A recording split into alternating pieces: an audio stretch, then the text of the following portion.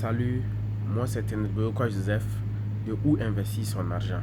Et au travers de cette chaîne, j'accompagne la jeunesse en lui prodiguant des conseils sur comment gagner de l'argent, comment protéger son argent et comment faire fructifier son argent à travers plusieurs business que l'on peut implémenter. Et si l'une de ces trois thématiques-là t'intéresse, je t'invite sans plus tarder à aller t'abonner et activer la cloche pour ne rater aucune de nos futures vidéos. Aujourd'hui, nous allons parler de comment faire pour prendre sa retraite à 40 ans. Cette vidéo-là est faite pour ceux qui ont commencé à travailler entre 20 et 25 ans et qui commencent déjà à toucher leur premier salaire. Comment ces derniers-là peuvent faire pour qu'à 40 ans, ils puissent, s'ils le veulent, vraiment prendre leur retraite. Et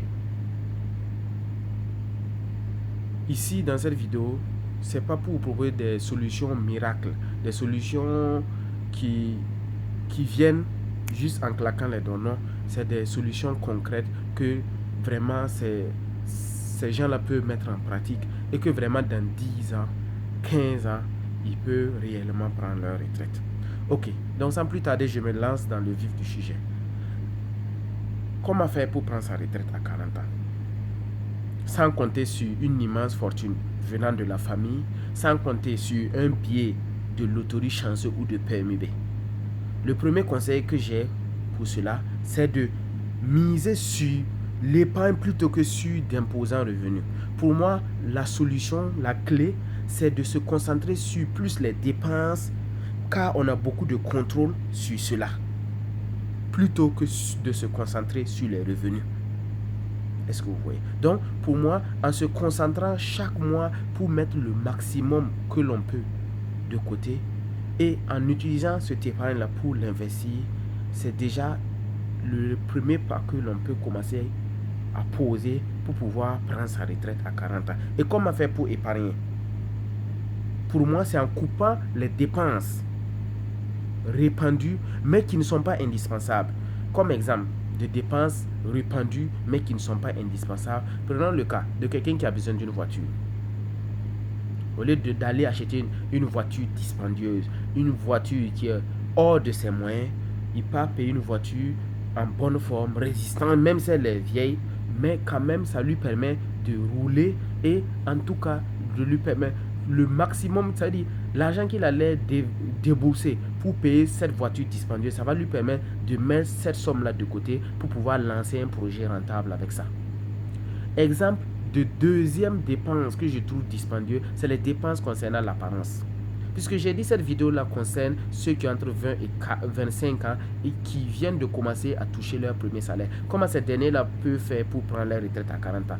À 20 et 25 ans, pourquoi tu mises trop d'argent dans l'appareil? Pourtant, ce secteur-là, c'est quoi? Tu vas vouloir porter des marques de chaussures comme de vêtements qui est hors de prix. Donc, en économisant sur ça, juste en payant des habits dont tu as besoin pour juste être propre sur soi et être présentable, ça va te permettre tout l'argent que tu allais miser pour payer ces vêtements et ces chaussures trop chers pour toi, va te permettre de mettre cette somme-là de côté et pouvoir lancer un projet ou faire investir cet argent-là pour qu'il travaille pour toi. Troisième exemple de dépenses dont je trouve que l'on peut se séparer, c'est les dépenses concernant les sorties. Les dépenses concernant les sorties, pourquoi? Parce que on remarque pourquoi? Parce que pendant chaque week-end, la majeure partie du temps, en ayant entre 20 et 25 ans, la majeure partie de nos sorties ne sont pas dirigées par nous-mêmes. C'est soit les collègues de travail qu'on vient de connaître, ou bien soit nos amis qui vont nous pousser à sortir chaque soir ou bien chaque week-end. Et en sortant comme ça, on se retrouve à dépenser des sommes qu'on n'avait pas prévu de dépenser. Juste parce qu'on ne veut pas se sentir à l'écart, on va se retrouver à faire sortir ces sous. Or, en mettant ces sous-là de côté, ça allait nous permettre dans quelques années de nous lancer et de pouvoir se libérer de ce milieu qui est le salariat et de pouvoir vivre ou bien suivre ses passions. Est-ce que vous voyez? Une des quatrièmes dépenses dont je trouve aussi qu'on peut se séparer, c'est de toutes dépenses liées à ce qui ne touche pas réellement. C'est-à-dire, tant que ce n'est pas des charges familiales, tant que ce n'est pas des charges quotidiennes, que donc si tu ne le fais pas, ça va jouer sur la famille, essaie de t'en séparer au maximum. Parce que c'est toutes ces dépenses en réalité qui pomment ton argent, mais tu ne te rends pas compte. Les statistiques disent quoi? Les statistiques disent que l'être humain normal, un être humain normal est exposé chaque jour entre 3000 et 4000 messages publicitaires par jour. Tu t'imagines? Donc, ça veut dire tous ces messages publicitaires-là te poussent à faire sortir ton argent de ta poche. Tous ces messages publicitaires te poussent à faire sortir ton argent de ta poche. Or, en épargnant cet argent-là et en l'investissant, ça allait te rapporter plus dans quelques années que au lieu d'injecter ton argent dans ces dépenses qui n'étaient pas indispensables. Est-ce que vous voyez? Donc, pour moi, l'ingrédient important pour prendre sa retraite tôt là est de résister à l'envie. Il faut qu'on résiste à cette envie-là de consommation. Il faut qu'on arrive à se discipliner soi-même. Il faut qu'on arrive à avoir la patience et de se dire quoi? Pour pouvoir bâtir un patrimoine, pour pouvoir bâtir voilà, ce qu'on appelle une richesse à long terme, il faut qu'on soit discipliné et qu'on soit patient.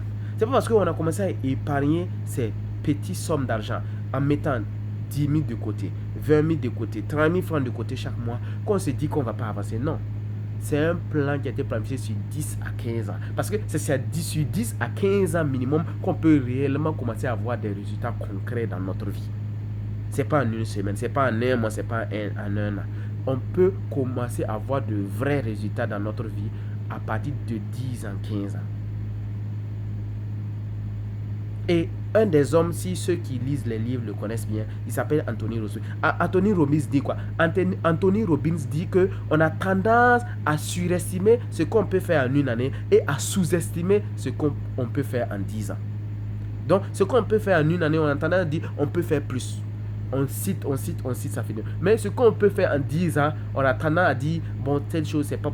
Mais tu es capable de cela. Donc, cette vidéo-là, elle est faite pour ceux qui viennent de commencer à travailler. Il faut commencer à te préparer. Et la solution, là, concentre-toi sur les dépenses.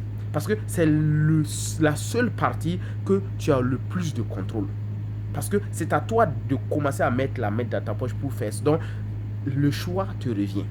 Est-ce que tu choisis de commencer maintenant à supprimer ces dépenses qui ne te sont pas indispensables et à mettre cet argent de côté pour créer un petit projet rentable qui va commencer à te faire sortir de la pauvreté, ou bien à investir cet argent-là et cet argent-là va produire des rentes et petit à petit tu vas t'en sortir, ou bien tu préfères le dépenser maintenant et récolter les pots cassés dans 10 ans, 15 ans.